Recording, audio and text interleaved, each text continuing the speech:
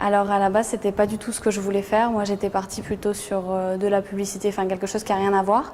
Et en fait, je me suis dit que je voulais vraiment trouver un secteur d'activité assez large et où je puisse être sûre de tout le temps trouver du travail. Enfin, pour moi, c'est quelque chose de naturel. Et en plus, je voulais quelque chose d'assez technique et le fait qu'il y ait plus d'hommes qui travaillent dans ce secteur que de femmes, surtout dans les postes de dirigeants, ça me motive. Je trouve que c'est un challenge qui mérite d'être relevé. Je suis fils de transporteur, donc mon père est transporteur, mon grand-père était transporteur.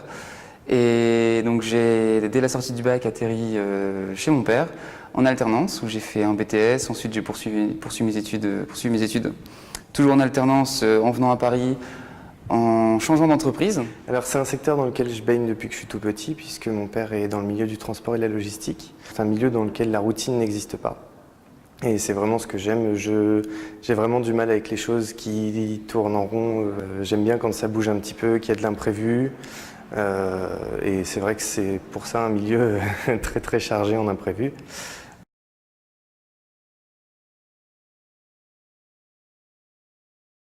C'est vrai que c'est un milieu qui est assez masculin, mais qui en fait se féminise de plus en plus.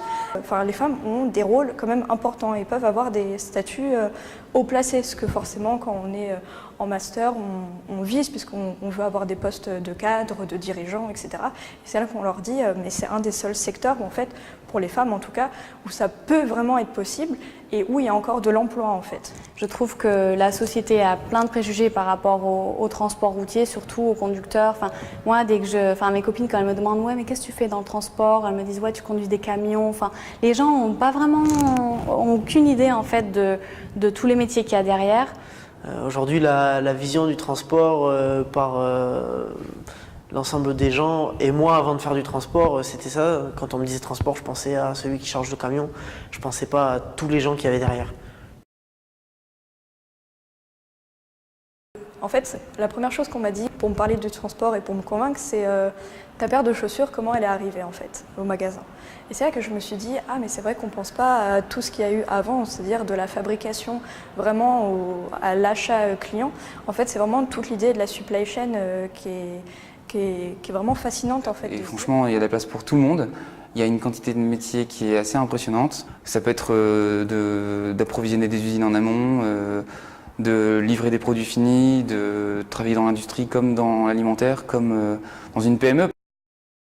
Je pense que les cursus scolaires ne déclinent pas assez ces métiers du transport, n'en parlent pas assez.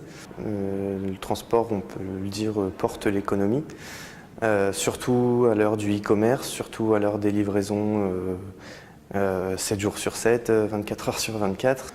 C'est un secteur qui sera toujours porteur d'activité et surtout de ressources humaines, qui aura toujours besoin de ressources humaines. C'est un secteur qui, à mon avis, sur les dernières années, les 2-3 ans qui viennent de s'écouler et les années qui arrivent, on est en plein dedans, qui est en pleine transformation, en pleine mutation, du fait du thème un peu galvaudé d'ubérisation du transport, de transformation numérique, d'énergie verte.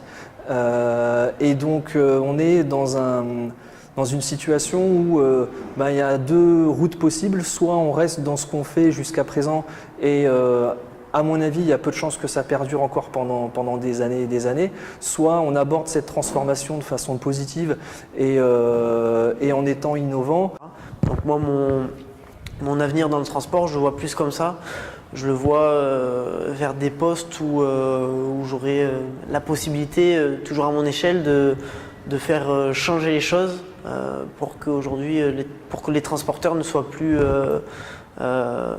seulement contraints à combattre les coûts, mais il y a aussi la possibilité de réfléchir à d'autres problématiques comme comment être plus innovant dans l'environnement, comment être plus cool, pourquoi pas, parce qu'aujourd'hui c'est vrai que c'est pas forcément cool le transport, c'est pas forcément sexy, et donc j'aimerais bien pouvoir faire changer ça.